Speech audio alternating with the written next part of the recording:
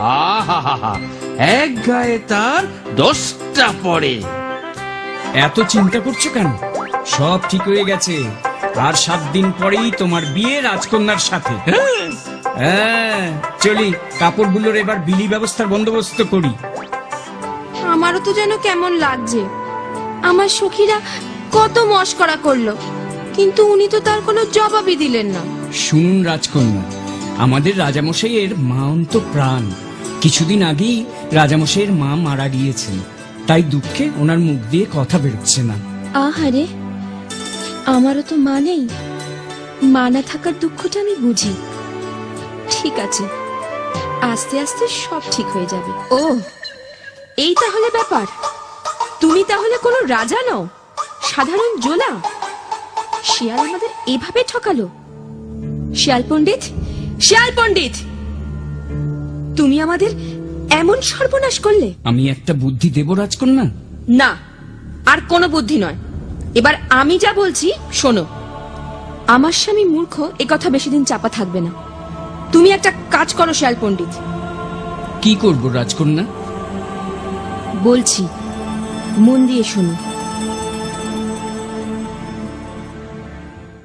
বলো পণ্ডিত, কি সংবাদ? মহারাজ, আপনার জামাই বলছেন আপনার মেয়েকে নিয়ে তিনি বিভিন্ন দেশ দেখতে যাবেন। নিশ্চয়ই যাবে। মন্ত্রী, ব্যবস্থা করো। লোক, লস্কর, হাতি, ঘোড়া সাথে দিয়ে দাও। এবার মনে পড়লো সব কথা? হ্যাঁ গো, এবার সব মনে পড়েছে। যাই, আমি জোলা ভাইয়ের সাথে দেখা করে আসি। হ্যাঁ হ্যাঁ, শিগগিরই যাও, দেখে এসো কি ব্যাপার। বিভিন্ন দেশের পণ্ডিতদের কাছে উনি বিদ্যে গ্রহণ করেছেন, অস্ত্র শিক্ষা করেছেন। এখন উনি সত্যিকারের বীর, পণ্ডিত মানুষ। সবকিছুই তোমার জন্য হয়েছে রাজকন্যা। তুমি সেদিন যদি আমায় তাড়িয়ে দিতে, আজও আমি মূর্খ হয়ে থাকতাম। আগের কথা ভাববেন না, আপনি এখন দেশের রাজা। এই জন্যই আমাকে জোলাভাই বলে ডাকলেও আমি কিছু মনে করব না। এখন থেকে তুমি এখানেই থাকবে। কি রাজকন্যা, তোমার আপত্তি নেই তো? এখন থেকে আপনার মতই আমার মত। আপনার আদেশ শিরোধার্য রাজামশাই।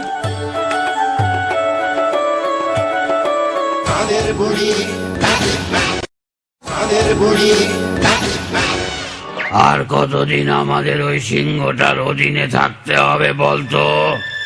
সেটাই তো আমাদের দুঃখ। তুমিও তো বুড়ো হতে চললে মামা। হ্যাঁ, শুধু তোদের ভোট দুটোই পেয়েছিলাম। কিছু একটা করো তো মামা, তুমি ক্ষমতায় না এলে আমাদেরকেও তো কেউ মানছে না। তাহলে আজ রাতটা আমায় একটু সময় দে, একটা জব্বর বুদ্ধি বের করি। সেরকম হলে কালই যাওয়া যাবে ওর কাছে। আজ তবে যা, কাল আসিস। রাজামশাই, রাজামশাই। হ্যালো, তোমরা এসেছো? তাই সকালবেলা মামা ভাগ্নেরা মিলে আমার কাছে কি মনে করে? একটা ভীষণ গুরুত্বপূর্ণ খবর আপনাকে দিতে এলাম রাজামশাই। কি এমন গুরুত্বপূর্ণ খবর?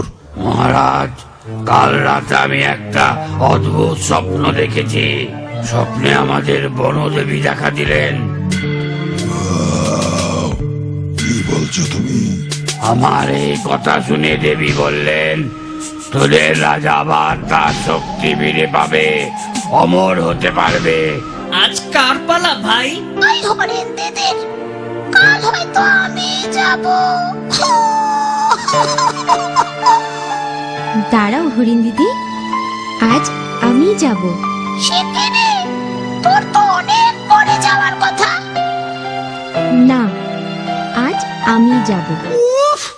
যা বুদ্ধি তুমি বার করেছো না। শুনলাম আজ নাকি ওই পুচকে খরগোশটা যাচ্ছে।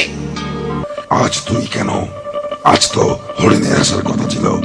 আমায় ক্ষমা করবেন রাজামশাই, হরিণ দিদি আসছিল, কিন্তু একটা বিশেষ ব্যাপার আপনাকেই শুধু বলতে হবে বলে আমি এলাম। এক্ষুনি ওই শিয়াল তিনটেকে আমার কাছে ধরে নিয়ে আয়। ওই তিনটেরই বুকের রক্ত আমি খাবো। যা যা, এক্ষুনি ওদের হাজির কর আমার সামনে। যা বলবেন আপনি, আমি এক্ষুনি যাচ্ছি। আমরা বনে সবাই মিলে ওই মামা ভাগ্নে সহ তিনটেকেই আপনার সামনে আনছি। মোটেও শান্তিতে থাকতে পারবে না তোমরা। আমি একটা খুব খারাপ খবর এনেছি। আবার কি হলো? শিকারে না বেরিয়ে গুহায় বসেই প্রতিদিন আমাদের একজনকে খেতে খেতে রাজামশাইয়ের খিদে বেড়ে গেছে। দাঁড়াও দাঁড়াও, তোমরা একদম চিন্তা করো না, আমি নিজে এক্ষুনি যাচ্ছি রাজামশাইয়ের কাছে। তাহলে এক্ষুনি যা। রাজামশাই যদি আমাকে খেয়ে ফেলে, তোমরা আর দেরি না করে একসঙ্গে সবাই মিলে রাজামশাইকে মেরে ফেলো, নয়তো এ বন পশু শূন্য হয়ে যাবে। আমি গেলাম তাহলে, বিদায়। বিদায় বিদায়। তুই কেন এলি? আমার খুব খিদে পেয়েছে, তোকে খেয়ে আমার পেট ভরবে না। ঠিক আছে রাজামশাই, আমি তাহলে ফিরে গিয়ে ভাল্লুকপুরোর পুরো পরিবারকেই পাঠিয়ে দিচ্ছি। তবে আমি একটা খুব ভালো খবর এনেছি। ওয়াও! কি ভালো খবর, তাড়াতাড়ি বল। ওই শিয়ালগুলোর খোঁজ পাওয়া গেছে। ওদেরকে ওই বনের অন্য পশুরা থাকতে দেয়নি, তাই ওরা রাতের অন্ধকারে চুপি চুপি এসে আমাদের জঙ্গলের দক্ষিণে যে পুরনো কুয়োটা আছে সেখানেই আশ্রয় নিয়েছে। শুধু রাতের বেলায় বাইরে এসে খাবার জোগাড় করে, আবার ভেতরে চলে যায়। কি বলছিস তুই? সত্যি খবর? আপনাকে মিথ্যে বলার সাহস? ঠিক আছে ঠিক আছে, চল চল, আমি এক্ষুনি যাবো ওখানে। চলুন রাজামশাই, চলুন চলুন। কি বলছিস তুই? রাজামশাই সোজা কুয়োর মধ্যে লাফ দিল। দিল মানে? কুয়োটাকে দূর থেকে যেই দেখালাম অমনি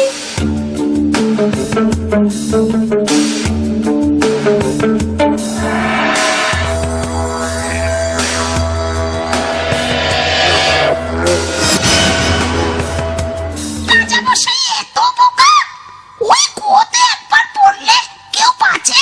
শক্তিতে নয়, বুদ্ধিতে বড় হওয়া দরকার। আমাদের এই ছোট্ট খরগোশের বড্ড বুদ্ধি।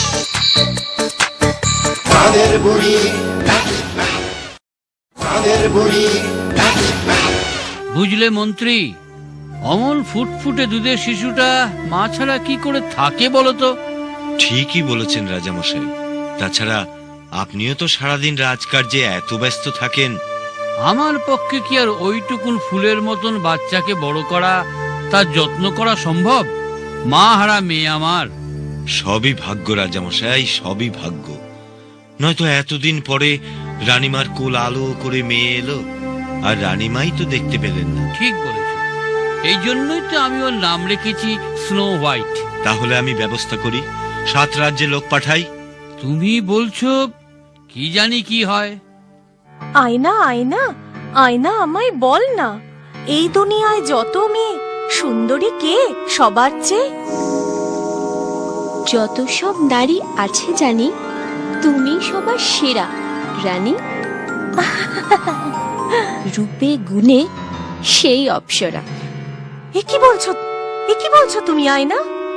আমি থাকতে কিনা ওই একরত্তি মেয়ে স্নো হোয়াইট রূপে গুণে সেরা, অপ্সরী? না না, আমি বেঁচে থাকতে আমি ছাড়া অন্য কেউ সুন্দরী হতে পারে না। আমাকে এখনই কিছু একটা করতে হবে, এখনই। এই, আমাদের ঘরে কেউ ঢুকেছিল, দেখ আমার চেয়ারটা ওর জায়গায় নেই। ই বাবা, কে আমার থালা থেকে খাবার খেয়েছে? ও মা, ওই দেখ আমার খাটে কে শুয়ে আছে। কি সুন্দর একটা মেয়ে, কেমন চাঁদের মতো মুখ। থাক থাক, ওকে ডাকিস না, ঘুমোক। আমি বরং আজ রাতটা তোদের কারুর সঙ্গে ঘুমিয়ে পড়বো। আমি কোথায় আছি? এটা আমাদের ঘর, আমরা 4 জনই এখানে থাকি। তুমি কিভাবে এখানে এলে? তুমি কে? আমি স্নো হোয়াইট। আমি কিভাবে এলাম? হ্যাঁ, বলো আমাদের, তুমি কিভাবে এলে? আমরা তোমার কোনো ক্ষতি করব না, তুমি খুব ভালো। আসলে আমি এই দেশের রাজার মেয়ে। আমার সৎমা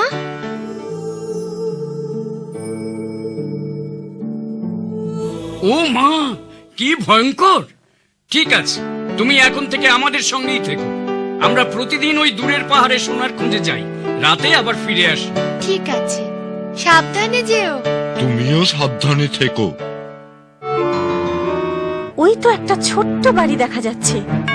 সত্যি তাহলে বামুনদের সঙ্গেই ও আছে। এবার স্নো হোয়াইট, দেখি তোমাকে কে বাঁচায়। আপেল নেবে? আপেল খুব মিষ্টি। আমার কাছে তো পয়সা নেই। ও মা, যেমন মিষ্টি মেয়ে তেমন মিষ্টি কথা। পয়সা লাগবে না তোমার, তুমি এমনি একটা খাও। দাও। ধন্যবাদ আমাকে আপেল দেওয়ার জন্য। তুমি খাও, আমি দেখি, তাহলে আমার খুব ভালো লাগবে। ঠিক আছে, আমি খাচ্ছি। যাও স্নো হোয়াইট, যাও। এবার তুমি মৃত্যুর কবলে ঢলে পড়ো, আর আমি আবার হব সেরা সুন্দরী। তুমি ভালো হয়ে গেছো, তুমি ভালো হয়ে গেছো। রাজবৈদ্যের অব্যর্থ ওষুধ সমস্ত বিষকে নষ্ট করে দিতে পেরেছে। পাশের রাজ্যের রাজপুত্রের বিয়ে? হাহ, রূপের খনি জগতের সেরা সুন্দরীর সাথে? হাসবো না কাঁদবো আমি? বিয়ের দিন আমি গেলেই ওরা বুঝতে পারবে ওদের অহংকার কত মিথ্যে। ওই বিয়ের কোণের পাশে আমি দাঁড়ালেই খুব খুব আনন্দ হচ্ছে আমাদের। তুমি এখন এই রাজ্যের যুবরানী, আমাদের স্নো হোয়াইট।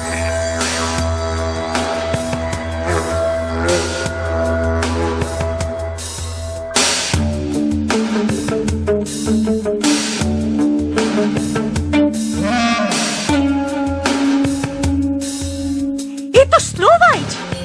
না না, এ হতে পারে না। আমি নিজের হাতে বিষ আপেল, না।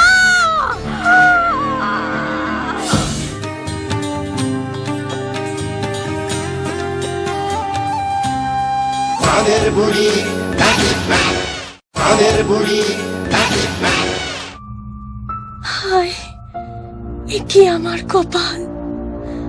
ভগবান আমাকে কেন সন্তান দিল না? আমি জাত করি ডাইনি। আমি তোর মনের কথা সব জানি। তোর কিসে কষ্ট? এই নে, এই কুড়িটা মাটিতে পুঁতে দে, তারপর দেখবি। ডাইনির কথা মতো কড়িটা তো পুঁতে দিয়েছিলাম। এই যে দেখছি টিউলিপ গাছ হয়েছে, কিন্তু এতে আমার কি হবে? যাই হোক, টিউলিপ আমার খুব প্রিয় ফুল। এ কি, কি আশ্চর্য! এই যে ফুটফুটে এক বাচ্চা মেয়ে। আমি তোমায় থাম্বেলিনা বলে ডাকবো। চলো ঘরে চলো থাম্বেলিনা। তুমি এখন ঘুমো থাম্বেলিনা, আমি ঘরের কাজ কিছু সেরে আসি, তারপরে তোমাকে খাইয়ে দেব।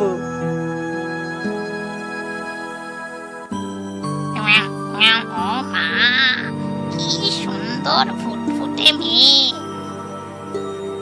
আমি এই মেয়ের সাথে আমার ছেলের বিয়ে দেব। ভেতরে কেউ আছেন? কে? ওই তো, জানি না ভিতরে কি আছে। এখানে কি মনে করে?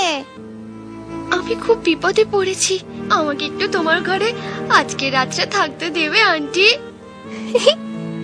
তুমি আমাকে আন্টি বললে? ভারী মিষ্টি মেয়ে তো। এসো এসো এসো। আগে বলো, এই মেয়েটা কে? আগে তো ওকে এখানে কখনো দেখিনি। ও আজই এসেছে, বড় ভালো মেয়ে। ঠিক আছে মাসি, আজ তাহলে আসি। এই আসি। ঠিক আছে, সাবধানে যাস। কোনো চিন্তা করো না মাসি, আমি ঠিক বাড়ি পৌঁছে যাব। আজ তো প্রায় 6 দিন হয়ে গেল তোমার এখানে আছি আন্টি। তাতে কি হলো, আমার এখানেই তুমি থেকো। তোমার সাথে আমার একটা